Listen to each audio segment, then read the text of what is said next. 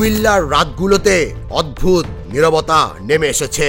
সীমান্ত পেরিয়ে আসা বাতাসে যেন লুকিয়ে আছে কোনো অজানা গন্ধ। অস্ত্র, মাদক আর ভয়ঙ্কর কিছু ঘটতে চলেছে এমন এক অনিশ্চয়তার। ঠিক সেই প্রেক্ষাপটেই গোয়েন্দা রিপোর্টে উঠে আসে এক চাঞ্চল্যকর তথ্য। ত্রিপুরা সীমান্ত দিয়ে সংগঠিতভাবে দেশে অস্ত্র ও মাদক ঢোকাচ্ছে আওয়ামী লীগের একটি সিন্ডিকেট। তাদের লক্ষ্য ঢাকা চট্টগ্রাম মহাসড়ককে কেন্দ্র করে বড় ধরনের নাশকতা তৈরি।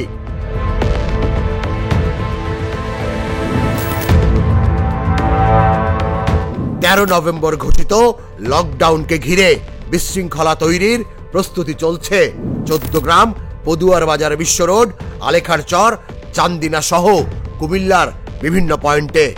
গোয়েন্দাদের ভাষায় পরিকল্পনা সাধারণ গণ্ডির বাইরে, যেন কোনো ছায়াযুদ্ধের প্রস্তুতি। বিজিবির সাম্প্রতিক অভিযানে মাদকের সঙ্গে অস্ত্র উদ্ধারের ঘটনাটি আরো সন্দেহ ঘনীভূত করেছে। বিজিবির এক কর্মকর্তা বলেন, এই প্রথম মাদকের সঙ্গে দেশে অস্ত্র ঢুকছে। এটি নিঃসন্দেহে সংগঠিত নাশকতার প্রস্তুতি।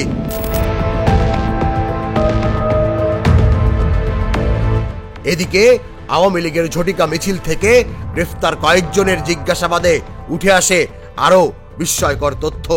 গেল 6 মাসে অন্তত 10 বার মহাসড়কে ছোট ছোট মিছিল করিয়ে পরিস্থিতি পর্যবেক্ষণ করছে কার্যক্রম নিষিদ্ধ দলটির একটি নেটওয়ার্ক। যারা নেতৃত্ব দিচ্ছেন তাদের অনেকেই এখনো ধরাছোঁয়ার বাইরে।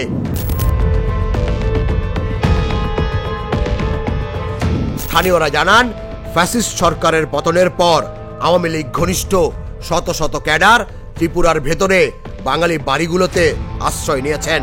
কেউ ভিসা ফুরিয়ে অবৈধ অবস্থানে, কেউ আবার অনলাইনে অন্তর্বর্তী সরকারের বিরুদ্ধে অপপ্রচার চালাতে সক্রিয়। গোয়েন্দারা বলছেন, কেউ কেউ দলের নাম ব্যবহার করলেও এদের গ্রুপ এখন বহুমুখী। কিছু অংশ বিএনপি ও জামাতে ঢুকে পড়েছে।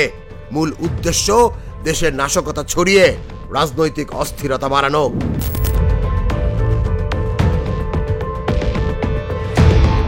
এদিকে কুমিল্লা থেকে শুরু করে দাউদকান্দি, বুড়িচং, চান্দিনা পুরো মহাসড়ক জুড়ে আইন শৃঙ্খলা বাহিনী সতর্ক অবস্থায় রয়েছে। কারণ 11 থেকে 13 নভেম্বরের মধ্যে বড় কোনো অপারেশনের আলামত মিলেছে গোয়েন্দাদের হাতে। ইউনিভার্সিটি অফ নিউ ইয়র্কের সহকারী অধ্যাপক ও নিরাপত্তা বিশ্লেষক ডক্টর মোহাম্মদ ইমরান আনসারি বলেন, আওয়ামী লীগ পতনের পর সীমান্ত এলাকাগুলো ঝুঁকিপূর্ণ অবস্থায় রয়েছে। বিশেষভাবে ঝুঁকিতে রয়েছে কুমিল্লা, সাতক্ষীরা, ব্রাহ্মণবাড়িয়া ও সিলেট। সীমান্তে গোয়েন্দা নজরদারি বাড়ানো এখন অত্যন্ত জরুরি। বিজিবির কুমিল্লা ব্যাটালিয়নের অধিনায়ক কর্নেল মীর আলী এজাজ বলেন, একটি আওয়ামী সিন্ডিকেট সীমান্ত দিয়ে অস্ত্র ঢোকানোর চেষ্টা করছে। টহল ও নজরদারি জোরদার করা হয়েছে। কুমিল্লা পুলিশ সুপার মোহাম্মদ নাজির আহমেদ খান বলেন, 11 থেকে 13 নভেম্বরের মধ্যে নাশকতার আশঙ্কা রয়েছে। এজন্য সর্বোচ্চ সতর্ক অবস্থায় আছে পুলিশ। অপারেশন চলছে, সন্দেহভাজনদের তালিকা দীর্ঘ হচ্ছে, আর একই সঙ্গে জমাট বাঁধছে অস্থিরতার ঘন কুয়াশা। তাহলে কি ঢাকা চট্টগ্রাম মহাসড়কই হতে যাচ্ছে নতুন ছায়াযুদ্ধের কেন্দ্রবিন্দু, নাকি এর আড়ালে আরো বড় কোনো পরিকল্পনা অপেক্ষা করছে সামনে?